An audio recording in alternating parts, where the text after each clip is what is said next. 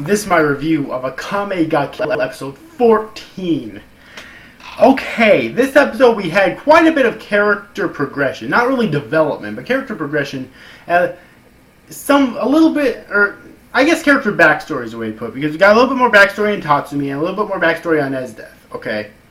And one thing I like is that with most series, you'll have the main character's backstory being completely laid out for you right away, but no.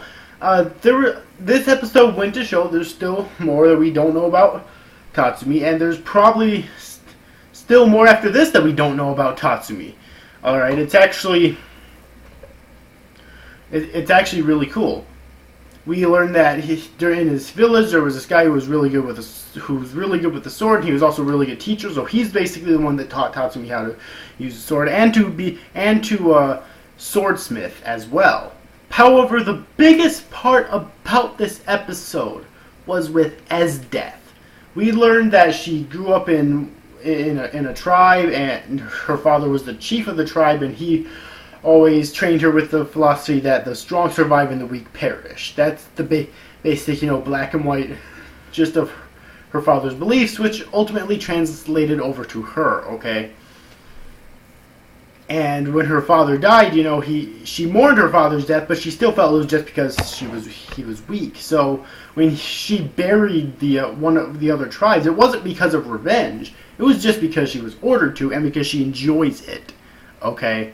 And also, we learned about how she got her power. She doesn't actually have a physical thing manifested for her imperial arm. There's actually just above her breast. There's actually this tattoo there, and that's there because sometime in the past she drank this liquid from this grail or something, which everyone else who drank from it has gone completely fucking insane. But she didn't, and the reason for this is because she's always been like that. She's always enjoyed torturing people and killing people, okay?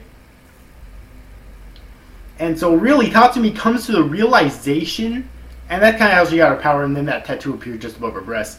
And Tatsumi comes to the realization in this episode that he was an idiot for thinking that he could actually change Ez's death, okay? Because at first he thought maybe one or two things. Maybe it was that grail that made her insane, or maybe it was all this senseless killing that she had to do that made her insane. But no, she basically bluntly says that she's always been like this. She's always enjoyed killing and torturing people. So it's like Tatsumi finally comes to the realization in this episode that he can't change her, and he manages to escape, thankfully, in this episode once again. And he realizes that at the end of the episode, he realizes that next time that they meet, it will be as enemies. Okay, I think that was a really cool thing for Tatsumi to finally realize. Of course, I'm finally caught up in the manga now, so I know what's going to happen next, but I'm not going to say what's going to happen next. Okay? I don't know what's going to happen in the next episode, but I know a lot of major events that's going to happen in the future, though, now. Okay, so anyways, though, overall, what did I think of this week's episode of Akame Got Killed? I thought it was really good, okay? I really did. I don't very much care for the scenes with Ez's death and Tatsumi having fun together. I think he was getting a bit too carried away there, okay?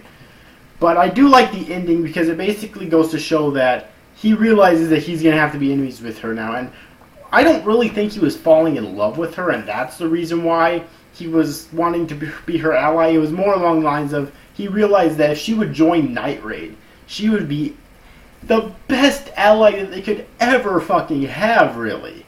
I mean, she is the strongest person supposedly in the entire capital. So it's like, if she would actually betray the capital and join Night Raid, she would be an invaluable asset. But that's not going to be happening anytime soon. No. So yeah, sorry Tatsumi, but yeah, you're kind of screwed there. No pun intended. But I'm really glad that he also escaped at the end of this episode as well. One more thing I do want to talk about in this episode is that we do get a bit of foreshadow, or a small glimpse of this new character who claims to be the Prime Minister's son. I don't think we actually got his name yet. I know his name, but I don't think we actually got his name yet in the episode, though. But he seems to be a really cruel bastard, just like everyone else in the capital. Okay, like this woman who calls the minister a this. She's completely naked. It looks like they just got finished having sex or something. And she just punches her right in the stomach, almost knocks the wind fucking out of her.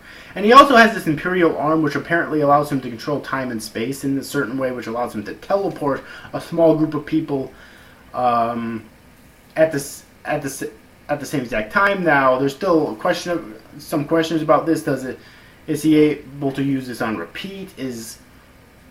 Can he choose where he teleports him, or is it just any random location? You know. But anyways, though, he seems kind of interesting as well. His Imperial arm's definitely useful, although Esdeath does surmise that it takes a lot of energy for him to use it. Okay.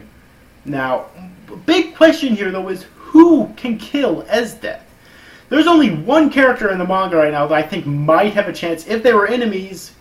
But they're not, because he's in the capital as well. I'm not going to spoil that for you. When he's introduced, hope it's this season. When he's introduced in the anime, then I'll talk about it a little bit more in depth. But at any rate, though, overall, hope you enjoyed this review, guys. See you after, guys. Thank you for watching. Bye-bye.